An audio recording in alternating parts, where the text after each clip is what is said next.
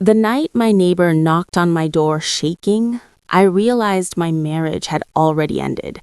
I just hadn't caught up yet.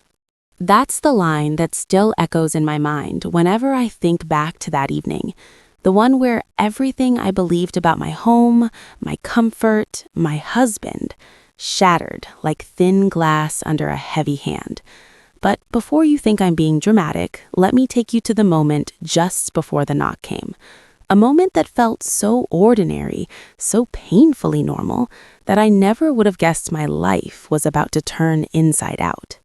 It was a Tuesday, one of those midweek evenings where the house feels quiet in an uncomfortable way.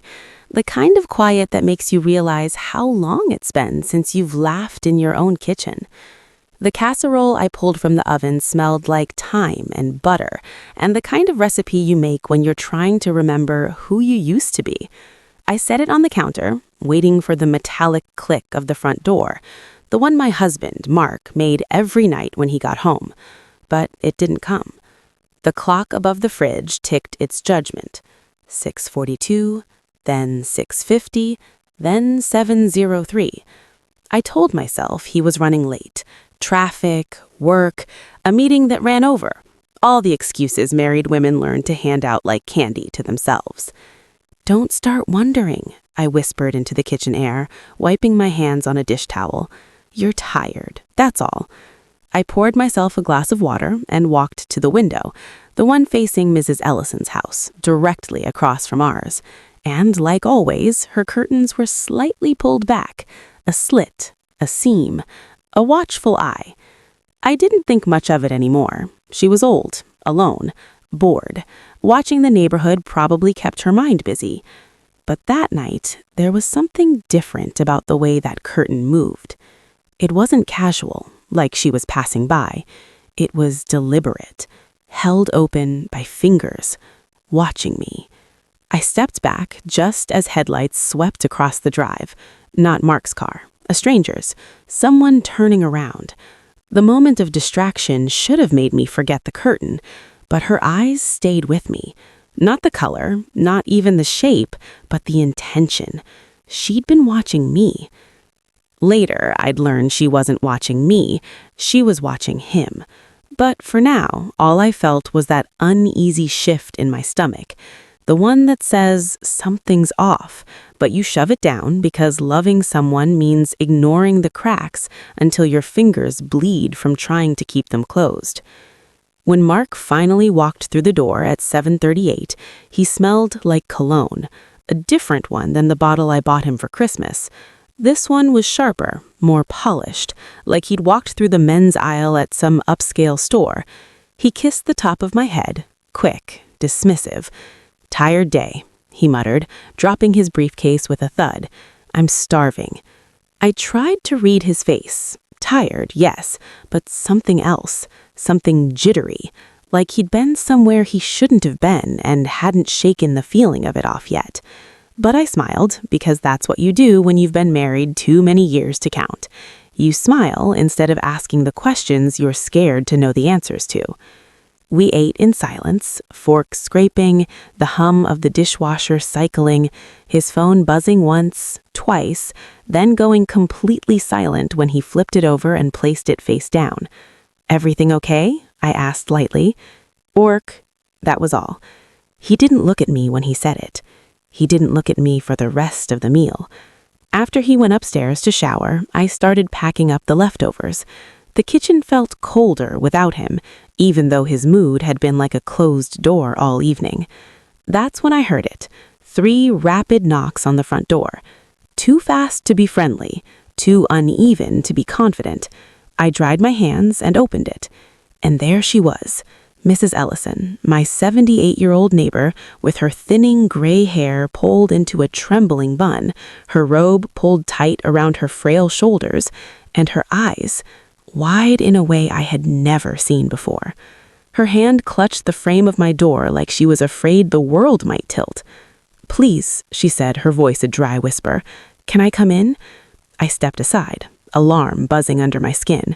She'd never come to my house uninvited, not in all the 8 years we'd lived across from each other. She stood in my foyer like she was afraid of leaving a shadow on the floor. "What's wrong?" I asked, trying to steady my voice. "Are you hurt?" She shook her head quickly. "No, no, dear. I need to speak to you. Alone." Her eyes drifted up the stairs, where the shower was running. My heart gaped. "Of course," I said, trying to steady my voice. "Let's go into the living room." We sat across from each other, her on the edge of the couch, me in the armchair, my pulse loud in my ears. She wrung her hands until her knuckles went white. Then she pulled something from her pocket, a small, square digital camera, old-fashioned, probably 10 years out of date. Not a phone. A camera. My breath hitched. "Mrs. Ellison, what's that?" Her voice cracked. "I've been watching your house, sweetie, not because I wanted to, but because I had to." I felt heat rise to my face, confusion, embarrassment, a pinch of anger. "What do you mean, had to? Why have you been watching my house?" Her next words were so soft, I barely heard them. "Because of your husband." Silence fell like a heavy curtain. I tried to swallow, but my mouth had gone dry. She placed the camera in my hands. Her fingers were ice cold. "I didn't know how to tell you, but you deserve to know the truth. I recorded something tonight, something I think you need to see." My heart thudded once, heavy and sharp. "Recorded what?" Her eyes glistened as she whispered, "Where your husband was, and who he was with." The shower upstairs suddenly clicked off. Footsteps. Mrs. Ellison's spine stiffened. "Don't let him see it," she whispered fiercely. "Don't show him I was here. Watch it when you're alone. And be careful." Before I could say a word, she stood and hurried out the front door, closing it behind her as softly as her shaking hands allowed. I sat there, staring at the little camera like it was a grenade about to go off.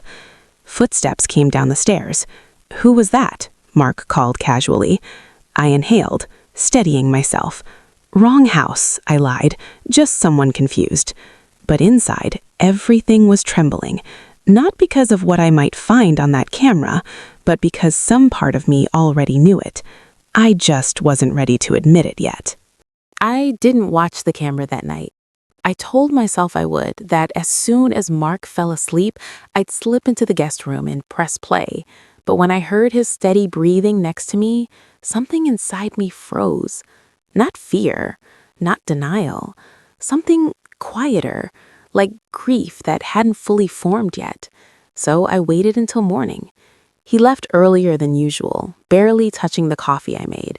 He mumbled something about a presentation downtown, avoiding eye contact the whole time. When the front door closed behind him, the house felt unnervingly still, like it was holding its breath with me. That's when I went to the drawer where I'd hidden the camera. I sat at the kitchen table, sunlight stretching across the wood like long fingers. The camera felt heavier than it should have. The screen was scratched, a little dusty, and the buttons took effort to press. A part of me still hoped the video would show nothing more than a misunderstanding. Maybe Mark talking to a coworker or helping someone with car trouble. Something innocent, something fixable. But that hope was thin, stretched like old rubber barely holding. I clicked the playback button. A grainy image appeared, the view from across the street. Our driveway, our front yard, my window. The timestamp was from the previous night, 7:14 p.m.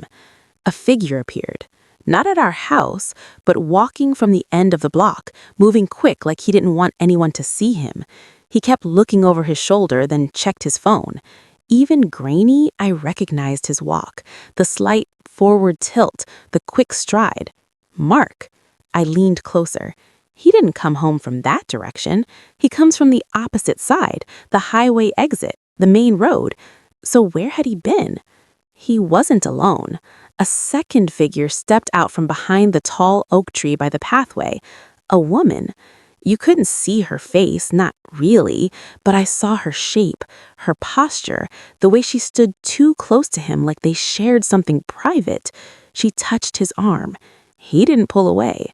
My throat tightened. My fingers pushed into the table edge until my knuckles hurt. In the video, Mark reached into his jacket. He handed her something small, flat, folded, a white envelope. The woman tucked it into her purse quickly, like she didn't want the camera to see. They exchanged a few words. I couldn't hear them, of course. Then Mark leaned in. Not kissing, but close. Too close for strangers. Too close for coworkers. My heart pounded inside my chest loud enough to drown out my breath. I watched them stand like that for maybe 10 seconds before the woman stepped back and hurried away in the opposite direction. Mark watched her go. Then he walked straight toward our house, the direction he would later tell me he was stuck in traffic. The video ended. I didn't move for a long time. I didn't cry. I didn't gasp. I didn't break. What surprised me most was how calm I felt, like my heart had finally caught up to something my instincts had been whispering for months. But this wasn't the whole truth. It was only the first piece. If I were a different woman, maybe I would have confronted him right then, slammed the evidence on the table, and demanded answers. But I've lived long enough to know that when someone lies once, they lie again. They get better at it, quieter, sharper, more practiced. So instead of confronting Mark, I slipped the camera back into the drawer, and I started paying attention. That day, I went through our home with fresh eyes, like I hadn't lived there for years, like I was a stranger walking through a staged room. His shoes by the door were cleaner than usual, the soles scrubbed. His suit jacket smelled faintly of perfume, not mine, not even close, and his briefcase, heavier than normal. I almost opened it, almost, but something stopped me, something my mother once told me when I was younger. Never go looking for truth you're not ready to face. I wasn't ready, not yet. So I sat in the quiet kitchen, letting the ache settle into my bones. I watched the sunlight shift on the floor, and when noon passed and Mark didn't text me like he usually did, I felt something small but sharp click into place. A second clue. He always texted at lunch. Always. Just a simple line, busy but thinking of you, or quick bite, heading back. But today, nothing. Hours passed, not a word. And I knew with a certainty that made my stomach twist that whatever he was tangled in, it was big. Bigger than cheating. Bigger than a secret meeting. Bigger than both of us. Around 3:40 p.m., I stepped outside under the pretense of checking the mailbox, but my eyes wandered to Mrs. Ellison's house again.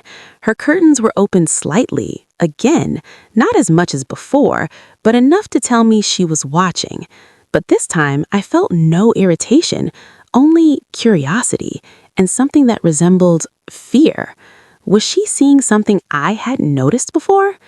As I turned back toward my front door, I spotted tire tracks I hadn't seen earlier, thin, narrow, from a smaller car. Someone had parked in our driveway recently, but I hadn't heard anything. No knock, no doorbell. Had they waited? Had they left something? I scanned the porch. The doormat was slightly crooked. I bent down and lifted the corner. Nothing. I checked the mailbox again. Empty. I walked around to the side gate, the one Mark insisted we keep locked for safety. It was unlatched. My heart tripped. I pushed it open quietly. The backyard grass was slightly compressed near the fence, footprints lightly pressed in the patch by the old shed. Footprints that weren't mine. Footprints that weren't Mark's. Someone had been here, and recently. I felt a cold ripple spread up my spine as a thought, dark, unwelcome, pushed itself forward. If Mark was meeting someone, if he was passing envelopes in the dark, if people were coming onto our property when I wasn't looking, what exactly was he mixed up in? And why did my 78-year-old neighbor feel the need to warn me? By the time evening came, my nerves were stretched thin. Every sound made me jump. Every quiet minute felt like a held breath. Mark came home later than the night before. Same new cologne, same practiced smile, same face-down phone. He ate dinner while he talked about budgets and deadlines and meetings that could have been emails. He didn't ask about my day, didn't notice my silence. Or maybe he noticed and didn't care. When he excused himself to make a quick work call, I heard his footsteps go to the backyard instead of upstairs. The backyard, where the gate had been unlatched, where those footprints were. My pulse hammered against my ribs. I waited 1 minute, then 2, then 3. Finally, I stood, quietly, and walked toward the back door. 1 step, another, hand on the knob. I cracked it open an inch, and through the narrow gap, I saw something that made my breath stop cold in my chest. Mark wasn't on the phone. He was crouched by the shed, unlocking a metal box I had never seen before, with a key he kept hidden from me. Inside that box was the beginning of a truth so tangled, so dark, that would turn my life upside down. But I didn't know that yet. All I knew, from the tension in his shoulders and the way he kept looking over the fence, that my husband was living a life I didn't recognize, and I was finally done pretending not to see it. The next morning, I woke up to the kind of silence that doesn't feel peaceful. It feels wrong. The house was too quiet. No humming appliances, no footsteps, no sound of my husband pretending to be on an early Zoom meeting. Just silence, so heavy it pressed against my chest. I walked into the kitchen and froze. Tanvir's leather briefcase wasn't by the counter, something he never left without. His favorite jacket, the one he claimed he needed for client dinners, gone too. But what stopped my breath completely was the faint smell of gasoline lingering in the air. My pulse hammered. I checked every room, nothing disturbed, nothing broken, no sign of forced entry, just absence, like he slipped out in the middle of the night without even leaving the ghost of a sound. I was grabbing my phone to call him when 3 loud knocks. Deep, slow, deliberate. The kind of knock that tells you whoever is behind that door isn't here for small talk. I opened it, and for the second time in 24 hours, Officer Daniels was standing on my porch. Not smiling this time, not curious, not confused. This time, his face was tense, like he was carrying news that could shatter a life. "Mrs. Khan," he said, voice steady but heavy, "we need to talk." He stepped inside before I could say a word. 2 detectives followed him. They didn't introduce themselves. They didn't look around the house. They just stared at me like I was the missing piece of a puzzle I didn't know I was part of. "Is Tanvir home?" Daniels finally asked. "No," I said slowly. "He left for work early. What's going on?" All 3 exchanged a look, a silent conversation that made my skin crawl. Then Detective Harris spoke, his tone clipped and official. "Mrs. Khan, last night around 3:17 a.m., a vehicle matching your husband's car was caught on camera entering the city's industrial storage lots." My stomach clenched. Those lots were miles away from his usual route. He had no reason to be there. Harris continued, "Security footage shows your husband exiting the vehicle, removing 2 large black duffel bags from the trunk, and entering Unit 41. I swallowed hard. "What's in Unit 41? They didn't answer immediately. Daniel stepped closer. "That's what we're trying to find out." I felt a wave of heat rush up my neck. "So why are you telling me?" "Because, Mrs. Khan," Harris pulled out his phone and turned the screen to me. This is what he did next. The video showed Tanvir inside the unit. It was dark, but the timestamp glowed red at the bottom. He placed the duffel bags on a metal table, unzipped them, and even though the footage was grainy, even though the camera angle was terrible, even though I wanted to believe my eyes were lying, I knew exactly what I was looking at. Stacks and stacks of cash. More than we could ever earn legally, more than any accountant, consultant, or hard-working family man should be carrying in the dead of night. My breath caught in my throat. That can't be real. But Harris wasn't finished. He swiped to the second clip, and this one almost knocked me to my knees, because after arranging the money, Tanvir pulled out a burner phone and placed a call. Seconds later, a man entered the storage unit. Not just any man, a man I recognized. The same neighbor from the playground? No, The man who always seemed to be watching our house from across the street. The one who walked his dog at odd hours but never once smiled back when I waved. The one who suddenly made complete sense. Detective Harris lowered the phone. "Mrs. Khan?" he asked, his voice quiet but still. "Do you know this individual?" I nodded numbly. "Yes, he lives across the street." The detectives exchanged another look. Daniels exhaled slowly. "That man is under federal investigation for running a multi-state financial laundering operation." My heart stopped. Money laundering, illegal cash, secret meetings. My stomach twisted so hard, it felt like it was folding in on itself. "So, you're saying my husband?" "We're saying," Harris interrupted gently, "that your husband might be involved." I stared at the floor because I couldn't trust my legs to keep holding me up. All those late nights, all those mysterious expenses, all the times he came home smelling like metal and gasoline, not perfume. I had blamed myself, his mother, stress, everything, but I should have blamed the truth. My husband wasn't just betraying me emotionally or financially or secretly texting other women. He was betraying the entire life we built. Harris cleared his throat. "We need to know if you're in danger." Danger. The word hit harder than the video. "Do you think he'd hurt me?" I whispered. Daniel spoke carefully. "We think whoever's he's working with might. If he's gone missing or if he ran, people may come looking for what he owes." I covered my mouth as panic sliced through me. "Gone missing? Run? Hunted?" Detective Harris continued. "Mrs. Khan, your husband's phone last pinged near the river at 4:02 a.m. After that, nothing. Nothing. A dead phone, a missing car, an abandoned storage unit full of illegal cash, and a secret partner who lived right across the street." My body felt cold. So cold, it felt like winter had stormed straight through my bones. Then Daniel said something that made the room feel like it was tilting sideways. "We need you to stay somewhere safe, today, right now." I blinked at him. "Why? What aren't you telling me?" Daniels hesitated, then stepped aside. Detective Harris pulled out a third video. Short, only 8 seconds. My hands started shaking as he pressed play. It wasn't Tanvir. It wasn't the neighbor. It was a masked figure standing in our driveway at 3:58 a.m., just minutes before Tanvir's phone died.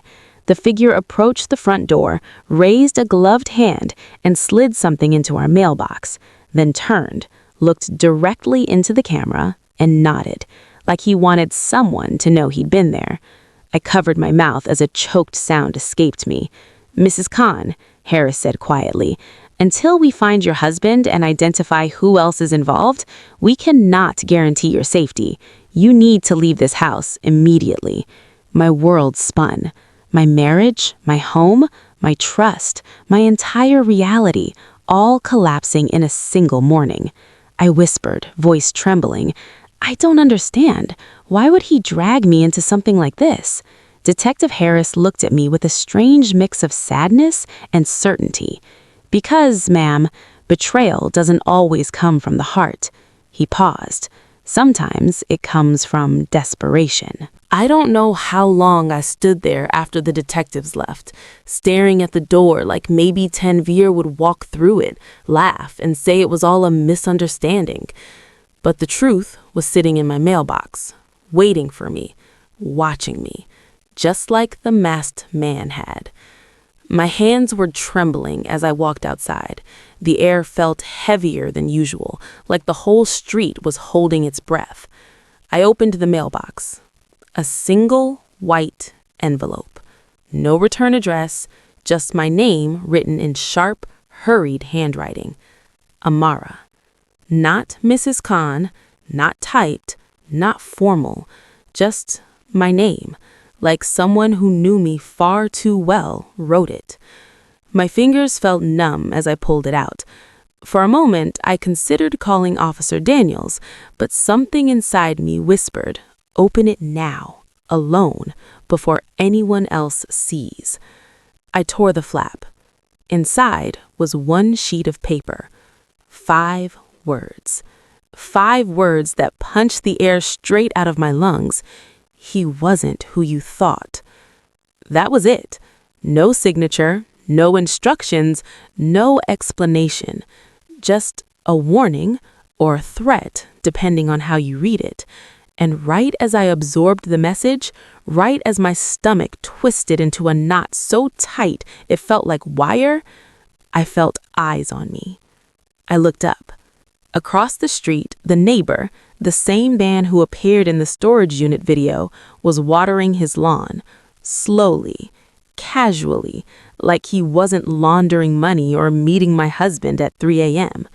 He raised his head and smiled. Not a warm smile, not a friendly smile, a smile that said, "You've seen too much." Ice shot down my spine. I clutched the envelope and rushed indoors, locking the door behind me. My entire body was shaking. I needed help. I needed answers. I needed to breathe.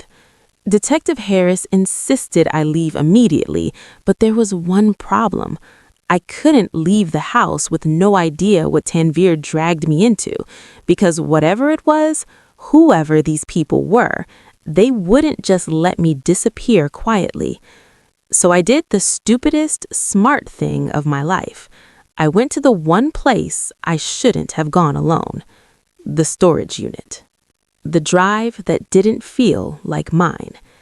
I threw a backpack together, phone charger, passport, cash, and the envelope, and drove straight to the industrial lot. Every red light made my heart drop. Every car behind me looked suspicious. Every dark sedan made my pulse spike.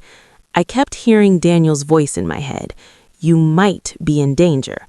I believed him now.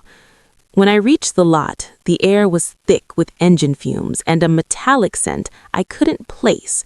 The chain-link gate was tall, topped with cruel spirals of razor wire. Behind the gate stood a guard in a security uniform, chewing gum like he was bored with life. I rolled down my window. "Hi, I'm here to check on our unit. My husband handles everything normally." He barely glanced at me. "Name?" "Khan, 41. His jaw tightened, just a flicker, but I saw it. "Right," he muttered. "Hold on." He walked into a tiny booth and grabbed a clipboard. Then he said something that made every nerve in my body start screaming. "You family?" My breath caught. "Yes, why?" He leaned slightly out of the booth window. "Because 2 guys were here earlier asking about this unit. They said they were friends of your husband." My heart stopped. "What did they look like?" He shook his head. "Didn't catch much. Hoodies, gloves, no faces. Left when I asked for their names." I felt sick. The masked figure, the envelope, the neighbor's smile, and now 2 men sniffing around the unit Tanvir used. Something was closing in on me. Fast. He handed me a temporary pass. "Be quick," he muttered, "and if those guys come back, I'm calling it in." I nodded, gripping the steering wheel so hard my knuckles turned white. Unit 41. The hallway felt like a cold metal throat swallowing me whole. When I reached Unit 41, the padlock was already hanging open, unlocked, like someone had already been inside, maybe still was. I pushed the door up slowly. The room was cold, unnaturally cold, and as dark as a grave. My flashlight cut through the shadows. The metal table was still there, but the duffel bags? Gone. Every last one of them. My heart pounded against my ribs. That much cash doesn't just walk away. Someone took it. Someone who knew exactly where it was. And then something blinked on the floor. Not blinked, reflected my light. I crouched down. A memory card. Micro SD. Small enough to swallow, easy enough to hide. Tape stuck to the top had one letter written on it. A. For Amara. I snatched it and shoved it into my pocket. Then, a loud clang echoed from somewhere deep in the storage facility. My veins turned to ice. Someone was here. I killed my flashlight and froze. Another clang, closer this time, slow, deliberate, like footsteps. My mind raced. Running was dangerous, my footsteps would echo. Hiding was risky. There was nowhere to hide except behind the table. I forced my eyes to adjust. Then I heard it. A voice, low, male, and far too familiar. Amara, I know you're in here. The neighbor. My heartbeat became a drum. I backed up silently, inch by inch, the cold concrete biting through my shoes. I just want to talk, he called out. His tone was smooth, too smooth, like a predator who'd rehearsed the line. He was getting closer, closer, until I could see the shadow of his frame cast across the hallway. I grabbed the metal table with both hands, took a deep breath, and flipped it over with every ounce of fear-fueled strength I had. The crash was deafening. What the? I ran, barely breathing, barely thinking, just sprinting down the hallway like the devil himself was behind me. He shouted my name, louder, angrier, but I didn't look back. I burst through the exit door and shot across the lot toward my car. My hands shook so violently I fumbled the keys twice. The neighbor's footsteps pounded behind me. I got the door open, threw myself inside, locked it. He reached the car just as I slammed the engine into drive. His palm slapped the window, hard, leaving a smear of sweat across the glass. His voice was a growl through gritted teeth. You shouldn't have come here, Amara. I pressed the gas. The tires screeched. I didn't look back. The final discovery. I drove until my lungs stopped burning and the adrenaline faded enough for me to think again. Then I pulled over on an empty road, hands still trembling. I took out the memory card. Why would Tanvir leave this? Why address it to me?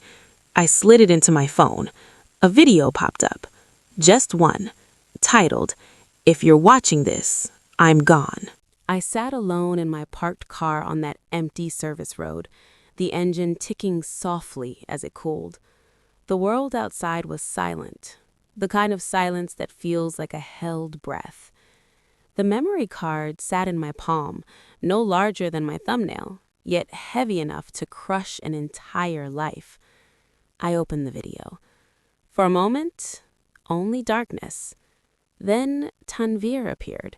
Not the polished, put-together version of him I knew, the man with the neatly ironed shirt, the gentle voice, the warm eyes. This Tanvir looked tired, haunted, as if sleep had abandoned him for months. He sat in the driver's seat of his car, filming with his phone propped against the dashboard. One hand ran through his hair repeatedly, a nervous habit I hadn't seen since we were teenagers. When he finally spoke, his voice cracked on the first word. Amara, if you're watching this, it means something went wrong. My heart clenched. He swallowed hard, staring into the camera like he was confessing to God. I never wanted you involved in any of this. I tried, I swear, to keep you safe. But I made mistakes. Mistakes I didn't know how to undo. He exhaled shakily. You've probably seen the money. You've probably seen the people I've been meeting. I nodded at the screen, tears welling. He continued, voice trembling. I wasn't cheating on you. I wasn't planning to leave. It wasn't like that. But I lied. I lied about things I thought I could handle on my own. His eyes shifted, as if he was ashamed to look at the camera directly. 8 months ago, I loaned money to Hassan. Hassan, our quiet neighbor who always waved from his porch, whose hoodie-covered face I saw in that horrifying storage unit video. Tanvir rubbed his temples. His business was failing. He begged me, said he'd pay me back in a month. I trusted him. A bitter laugh escaped him. And that's when I made the biggest mistake of my life. His voice lowered. Hassan didn't need a loan. He needed a fall guy. My stomach twisted. He dragged me into laundering money without telling me. Those bags in the storage unit, I didn't know what was in them until it was too late. When I confronted him, he threatened me, said he had people who'd take care of loose ends. Tears blurred my vision. Amara, he knows where we live. He knows you. He knows your routine. The car around me suddenly felt too small, too exposed, too vulnerable. I was trying to get out, he whispered. I was recording him, building a case. I thought if I had enough proof, I could go to the police. His breathing became ragged. But he found out. Somehow, he always finds out. Tanvir leaned closer to the camera. Listen to me carefully. If Hassan ever comes near you, run. Don't argue, don't talk, run. And Amara, I'm sorry for the lies, for the danger, for everything. He swallowed hard, eyes full of pain. I'd never seen him before. You didn't deserve this. You didn't deserve me dragging my darkness into your life. Silence stretched, a raw, suffocating silence. Then he whispered the last words he ever recorded. I love you, and if I die trying to fix this, just remember that you were the best thing in my life. The screen faded to black. I sat frozen, my face wet with silent tears. My breath came in small, shaky bursts. My hands refused to let go of the phone. For the first time, I felt the truth in my bones. Tanvir wasn't a villain. He was a man drowning in a storm he never saw coming, trying to shield me with his own body. I pressed my forehead against the steering wheel and sobbed, not just for the lies, not just for the danger, but for the man who died trying to protect me, and for the life we never got to finish. The arrest. The next 5 days passed in a blur of police calls, interviews, and sleepless nights. Detective Harris reviewed the memory card. Multiple forensic experts authenticated the footage. And then, on a cold Thursday morning at 6:12 a.m., they arrested Hassan, right on his lawn. He didn't smile this time. He didn't water his grass. He didn't pretend to be a harmless neighbor. He screamed, he cursed, he threatened. But the officers didn't flinch. They cuffed him, read him his rights, and loaded him into a patrol car while the whole street watched from behind their curtains.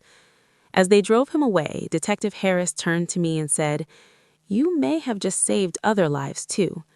But I didn't feel like a hero. I felt hollow, like danger had moved out, but grief had moved in. The aftermath. The house was too quiet after that, too big, too full of memories that tugged at me like invisible hands. For 2 months, I slept with a lamp on. I jumped every time a truck passed. I flinched at footsteps outside. But slowly, life began to soften around the edges again. One afternoon, I brought Mrs. Lively banana bread as a thank you. She hugged me like a daughter. "You're stronger than you think," she whispered. I wanted to believe her. I was trying to believe her. The healing. I started therapy. I joined a support group for spouses who had lost partners to violent crimes. I took long walks without headphones, letting the world remind me that not every shadow wanted to harm me. And I learned something important. Survival isn't loud. It's quiet. It's slow. It's the gentle decision to keep waking up. I kept Tanvir's final video saved in a locked folder, not as a wound, but as proof that love can be messy, painful, flawed, and still real. He made terrible choices, and yet what he tried to do in the end was right. Life is complicated like that. People are complicated like that. If there's one thing I've learned, it's this. You can survive truths that threaten to break you and still find a way back to yourself. And maybe that's the lesson in my story. Not about betrayal or danger or secrets, but about choosing to rebuild even when you can't recognize the pieces. I'm still healing in my own quiet way, still learning how to trust again, still reminding myself that I am allowed to move forward, even if the past still whispers sometimes. But I'm here, and I'm stronger than I was before. And if you're listening to my story right now, maybe you needed to hear that. It's possible. Tell me, would you have forgiven him, or would you have walked away forever?